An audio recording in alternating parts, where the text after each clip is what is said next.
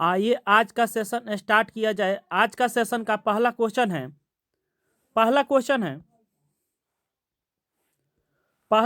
है कि किस राज्य सरकार ने गुप्तेश्वर वन को जैव विविधता विरासत स्थल घोषित किया है। तो इनमें से कौन से राज्य सरकार ने गुप्तेश्वर वन को जैव विविधता विरासत स्थल घोषित किया है। तो इनमें से कौन सा राज्य सरकार है जो गुप्तेश्वर वन को जैव विविधता विरासत स्थल घोषित किया है। तो ऑप्शन 1 में उड़ीसा, ऑप्शन 2 में झारखंड, ऑप्शन 3 में उत्तर प्रदेश, ऑप्शन 4 में महाराष्ट्र। तो इनमें से किस राज्य सरकार ने गुप्तेश्वर वन को जैव विविधता विरासत स्थल घोषित किया है। तो इसका आंसर हो जाएगा उड़ीसा सरकार ने हाल ही में जो गुप्तेश्वर वन को जैव विविधता विरासत स्थल घोषित किया है। ऑप्शन 1 सही हो जाएगा, उड़ीसा इसका आंसर हो जाएगा, ऑप्शन 1 सही हो जाएगा। अगला क्वेश्चन देखते हैं।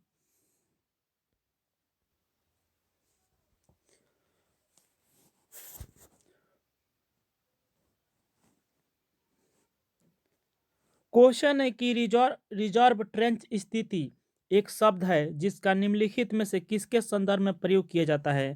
तो रिजर्व ट्रेंच स्थिति आरटीपी एक शब्द है जिसका निम्नलिखित में से किसके संदर्भ में प्रयोग किया जाता है। तो ऑप्शन 1 में भारतीय रिजर्व बैंक, ऑप्शन 2 में वर्ल्ड बैंक, ऑप्शन 3 में अंतर्राष्ट्रीय मौद्रिक कोष, ऑप्शन 4 में federal reserve bank of America. तो रिजर्व ट्रेंच स्थिति आरटीपी एक शब्द है जिसका निम्नलिखित में से किसके संदर्भ में प्रयोग किया जाता है। तो रिजर्व ट्रेंच स्थिति शब्द अंतर्राष्ट्रीय मौद्रिक कोष के संदर्भ में प्रयोग किया जाता है। ऑप्शन 3 सही हो जाएगा। रिजर्व ट्रेंच स्थिति आरटीपी जो शब्द अंतर्राष्ट्रीय मौद्रिक कोष के संदर्भ में प्रयोग किया जाता है। ऑप्शन 3 सही हो जाएगा। तो रिजर्व ट्रेंच स्थिति रिपोर्ट संबंध किसके संदर्भ में प्रयोग किया जाता है। तो अंतर्राष्ट्रीय मौद्रिक कोष के संदर्भ में प्रयोग किया जाता है रिजर्व ट्रेंच स्थिति। अगला क्वेश्चन देखते हैं। क्वेश्चन है कि भारत में खाद्य सुरक्षा और मानक अधिनियम खाद्य सुरक्षा और मानक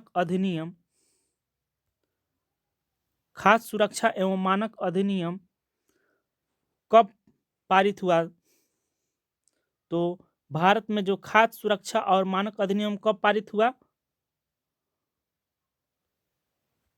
तो ऑप्शन 1 में 2000 में, ऑप्शन 2 में 2006, ऑप्शन 3 में 2008, ऑप्शन 4 में 2012।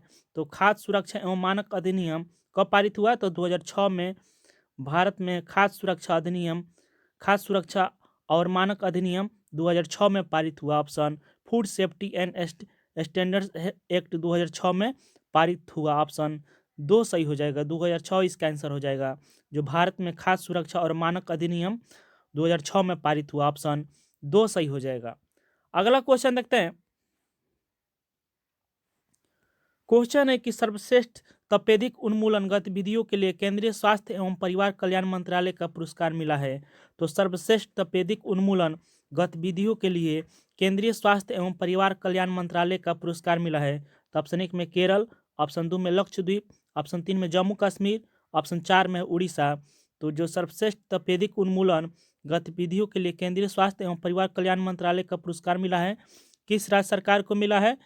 तो सर्वश्रेष्ठ तपेदिक उन्मूलन गतिविधियों के लिए जो पुरस्कार मिला है, केंद्रीय स्वास्थ्य एवं परिवार कल्याण मंत्रालय का पुरस्कार मिला है, वह केरल सरकार के मिला है। ऑप्शन 1 सही हो जाएगा, केरल इसका आंसर हो जाएगा। जो सर्वश्रेष्ठ तपेदिक उन्मूलन गतिविधियों के लिए केंद्रीय स्वास्थ्य एवं परिवार कल्याण मंत्रालय का पुरस्कार मिला है, केरल सरकार को मिला है। ऑप्शन 1 सही हो जाएगा। अगला क्वेश्चन देखते हैं। जो टीबी में सुधार के लिए इनको मिला है सर्वश्रेष्ठ तपेदिक उन्मूलन के लिए। अगला क्वेश्चन देखते हैं। क्वेश्चन है कि हाल ही में बैडमिंटन एशिया टीम चैंपियनशिप 2024 कहाँ शुरू हुआ है। तो हाल ही में जो बैडमिंटन एशिया टीम चैंपियनशिप 2024 कहाँ शुरू हुआ है। तो ऑप्शन 1 में ईरान, ऑप्शन 2 में मलेशिया, ऑप्शन 3 में कतर, ऑप्शन 4 में इंडोनेशिया।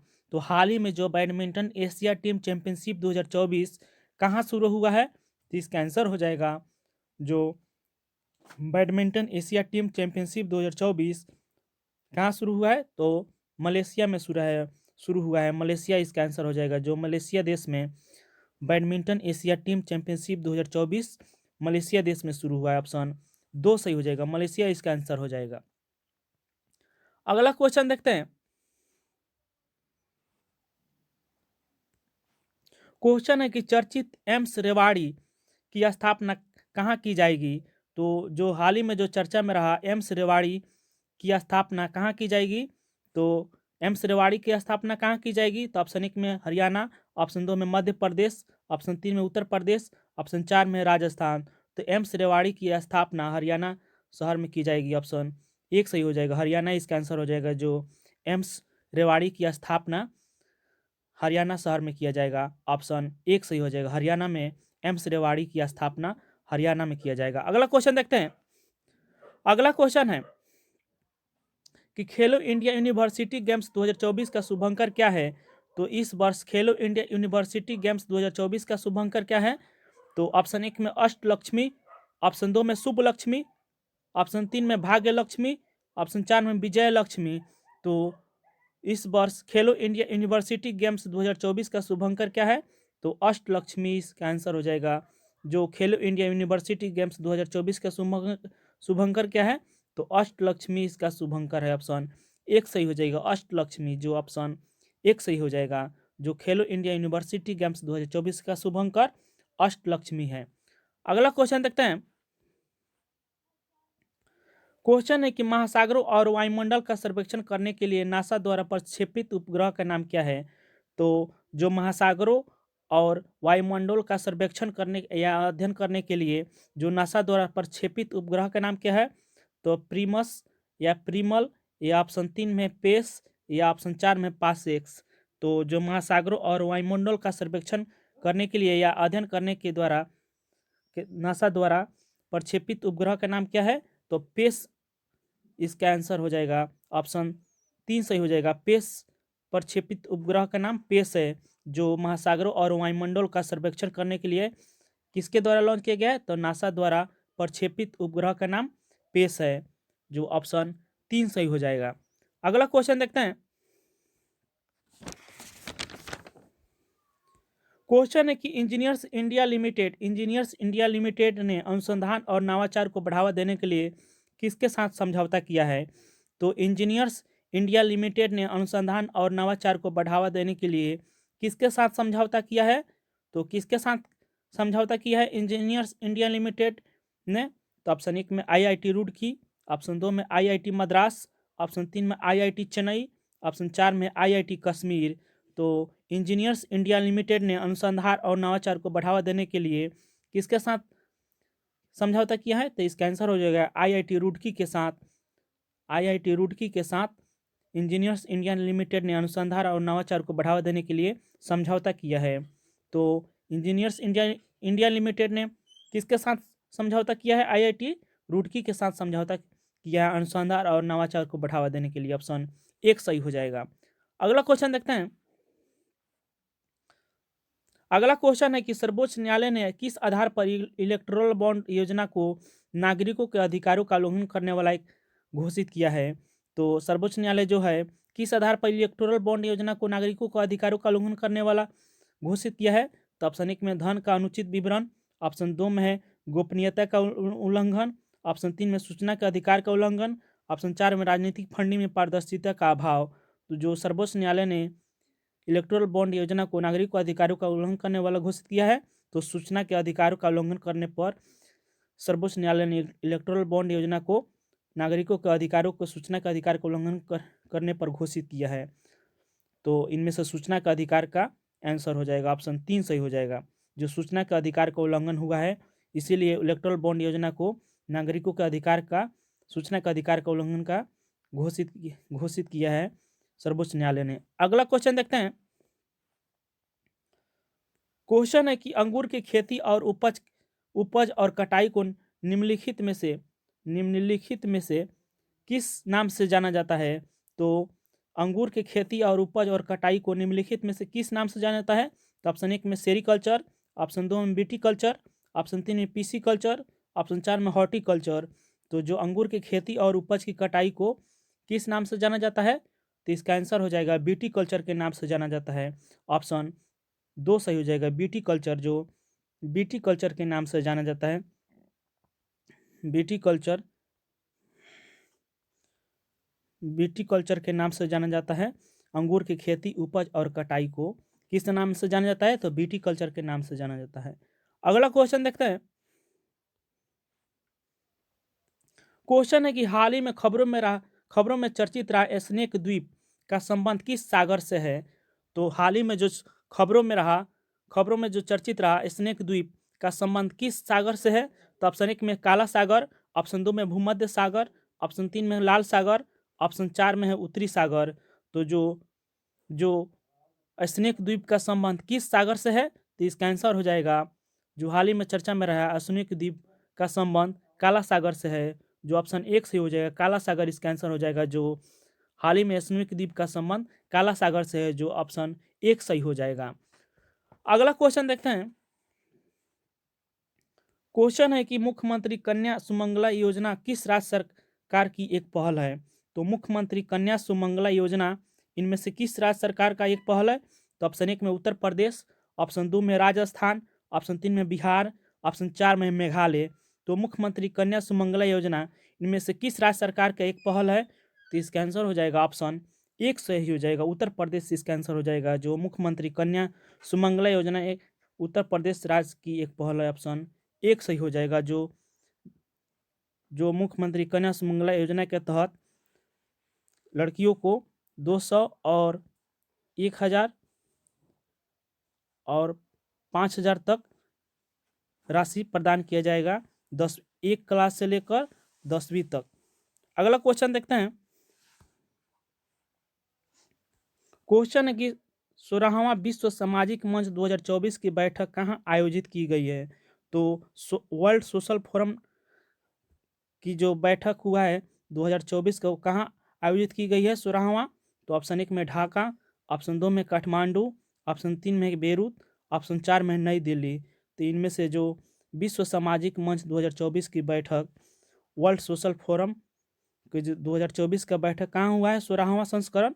तो इसका आंसर हो जाएगा नेपाल के काठमांडू में बैठक हुआ है, ऑप्शन 2 सही हो जाएगा। नेपाल के काठमांडू में विश्व सामाजिक मंच 2024 की बैठक काठमांडू में हुआ है, ऑप्शन 2 सही हो जाएगा। काठमांडू इसका आंसर हो जाएगा। अगला क्वेश्चन देखते हैं। क्वेश्चन है कि 12वां संस्करण मिलन नौसेना अभ्यास कहाँ आयोजित किया जाएगा? तो जो 12वां संस्करण मिलन नौसेना अभ्यास कहाँ आयोजित किया जाएगा? तो मिलन नौसेना अभ्यास कहाँ आयोजित किया जाएगा 12वां? तो ऑप्शन 1 में मुंबई, ऑप्शन 2 में कोची, ऑप्शन 3 में विशाखापट्टनम, ऑप्शन 4 में चेन्नई। तो हाल ही में जो 12वां संस्करण हुआ है मिलन नौसेना अभ्यास का कहाँ आयोजित हुआ है? तो विशाखापट्टनम में आयोजित हुआ है, ऑप्शन 3 सही हो जाएगा। विशाखापट्टनम इसका आंसर हो जाएगा। जो 12वां संस्करण मिलन नौसेना अभ्यास का आयोजन विशाखापट्टनम में हुआ है। मिलन 2024 नौसेना अभ्यास 2024 कहाँ हुआ है? तो विशाखापट्टनम में हुआ है, ऑप्शन 3 सही हो जाएगा। अगला क्वेश्चन देखते हैं। क्वेश्चन है कि हाल ही में सुप्रीम कोर्ट ने चुनावी बॉन्ड योजना को किस अनुच्छेद के तहत असंवैधानिक घोषित किया है? तो इनमें से सुप्रीम कोर्ट ने चुनावी बॉन्ड योजना को इनमें से किस अनुच्छेद के तहत असंवैधानिक घोषित किया है? तो चुनावी बॉन्ड योजना को इनमें से किस अनुच्छेद के तहत सुप्रीम कोर्ट ने असंवैधानिक घोषित किया है? तो ऑप्शन 1 में है अनुच्छेद 14 क्लॉज 1 के ए, ऑप्शन 2 में अनुच्छेद 16 क्लॉज 1 के ए में, ऑप्शन 3 में है अनुच्छेद 19 के क्लॉज 1 के ए में, ऑप्शन 4 में है अनुच्छेद 21 के क्लॉज 1 के ए में। तो इनमें से सुप्रीम कोर्ट ने चुनावी बॉन्ड योजना को किस अनुच्छेद के तहत असंवैधानिक घोषित किया है? तो इसका आंसर हो जाएगा, ऑप्शन 3 सही हो जाएगा। अनुच्छेद 19 के क्लॉज 1 के ए में घोषित किया है असंवैधानिक चुनावी बॉन्ड योजना को सुप्रीम कोर्ट ने हाल ही में चुनावी बॉन्ड योजना के तहत असंवैधानिक घोषित किया है सुप्रीम कोर्ट ने अनुच्छेद 19 क्लॉज 1 के तहत, ऑप्शन 3 सही हो जाएगा। अगला क्वेश्चन देखते हैं। क्वेश्चन है कि हाल ही में चर्चित luxury train dream of the desert कौन सा देश लॉन्च करेगा? तो इनमें से हाल ही में जो चर्चित रहा luxury train dream of the desert इनमें से कौन सा देश लॉन्च करेगा? तो dream of the desert train को कौन सा देश लॉन्च किया है? तो ऑप्शन 1 में संयुक्त अरब अमीरात, ऑप्शन 2 में ओमान, ऑप्शन 3 में ईरान, ऑप्शन 4 में है सऊदी अरब। तो जो हाल ही में जो चर्चा में रहा dream of the desert luxury train है, इनमें से कौन सा देश लॉन्च किया है? तो इसका आंसर हो जाएगा सऊदी अरब देश ने हाल ही में लॉन्च किया है। ऑप्शन 4 सही हो जाएगा। सऊदी अरब देश ने हाल ही में luxury train dream of the desert को लग्जरी ट्रेन को सऊदी अरब देश ने लॉन्च किया है। ऑप्शन 4 सही हो जाएगा। सऊदी अरब इसका आंसर हो जाएगा। जो हाल ही में चर्चा में रहा luxury train dream of the desert को कौन सा देश लॉन्च किया है? तो सऊदी अरब देश ने लॉन्च किया। ऑप्शन 4 सही हो जाएगा। अगला क्वेश्चन देखते हैं। तो सेशन यहीं पर समाप्त होता है। तो सेशन को लाइक जरूर कीजिए और चैनल को सब्सक्राइब जरूर कीजिए और सपोर्ट भी कीजिए ताकि टीम मोटिवेट होकर आपके लिए और बेहतर काम कर सके। Thank you for watching, keep learning और शेयर भी कीजिए चैनल को। Thank you.